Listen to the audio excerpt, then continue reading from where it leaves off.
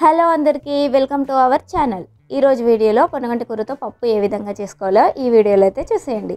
పొనగంటి కూరలో అయితే చాలా రకాల విటమిన్స్ అయితే ఉంటాయండి. దీంట్లో vitamin A and C, calcium, magnesium, iron and proteins కూడా ఉంటాయి. రైబోఫ్లోవిన్ ఉంటుంది.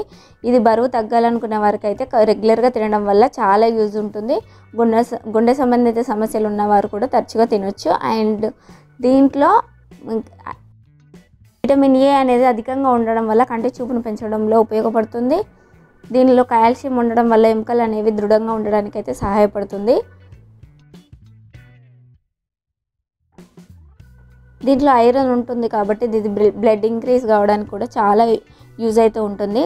ఇమ్యూనిటీ పవర్ని పెంచడంలో ఈ పొనగంటి కూర అయితే ముఖ్య పాత్ర వహిస్తుందండి. ఈ పొనగంటి కూరను అయితే ప్రెగ్నెంట్ ఉమెన్స్ అండ్ బాలింతలు అందరూ తినొచ్చు.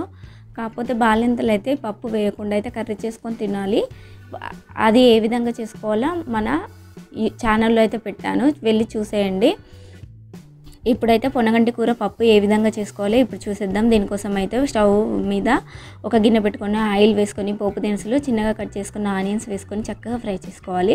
తర్వాత కొన్ని కరివేపాకు, కొంచెం అల్లం వెల్లుల్లి పేస్ట్ అండ్ పసుపు వేసుకొని మంచిగా ఫ్రై చేసుకోవాలి. ఫ్రై అయినాక మనమైతే ఒక పావు కప్పు పెసరపప్పుని చక్కగా వాష్ చేసుకోవాలి. నానబెట్టకూడదు, వాటర్ అంతా వంపేసి దీంట్లో అయితే వేసుకోవాలి. ఈ పోపులో వేసుకొని చక్కగా ఫ్రై చేసుకోవాలి. ఒక 5 to 10 minutes అయితే ఫ్రై చేసుకోవాలి మూత పెట్టుకొని. ఇలా ఫ్రై అయిన తర్వాత మనకైతే చిన్నగా కట్ చేసుకున్న పొనగంటి ఆకులను అయితే ఈ విధంగా అయితే వేసుకోవాలి. వేసుకొని మొత్తం అంతా చక్కగా కలుపుకొని ఒక 10 to 15 minutes అయితే చక్కగా కుక్ చేసుకోవాలి. ఇలా కుక్ అవ్వాలండి. కుక్ అయిన తర్వాత మధ్యలో కలుపుకుంటూ కుక్ చేసుకోవాలి. కుక్ అయిన తర్వాత ఒక 3 to 4 టమాటాస్ అయితే తీసుకోవాలి. ఇవి చిన్నగా కట్ చేసుకొని దీంట్లో వేసేసుకొని మంచిగా కలుపుకోవాలి.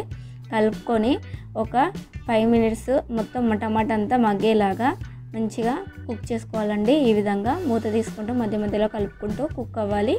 ఈ విధంగా మంచి కుక్ చేసుకోవాలండి. ఇప్పుడు టమాటా అంతా మంచిగా ఉడికిన తర్వాత మెత్తగా కుక్ అయిన తర్వాత దీంట్లో కొంచెం కారపొడి, ఒక 1 స్పూన్ కారపొడి అండ్ సాల్ట్, తగినంత సాల్ట్ వేసుకొని మంచిగా కలుపుకోవాలి. కలుపుకొని ఒక 5 minutes అయితే ఉంచుకోవాలి. లాస్ట్లో కొంచెం కొత్తిమీర వేసుకుంటే మనకు ఎంతో ఆరోగ్యానికి మేలు చేసే పొనగంటి పప్పు కూర అయితే రెడీ అయిపోతుంది. ఇది చాలా టేస్టీ అండ్ హెల్దీ అండి. కంపల్సరీ ట్రై చేయండి. ఇది కర్రీలోకైనా చపాతీలోకైనా తినొచ్చు. ఈ వీడియో కనుక నచ్చినట్లయితే లైక్, షేర్, కామెంట్ అయితే చేయండి. ఇలాంటి సింపుల్ అండ్ హెల్దీ రెసిపీస్ కోసం మన ఛానల్ అయితే సబ్స్క్రైబ్ చేసుకోండి. Thank you for watching.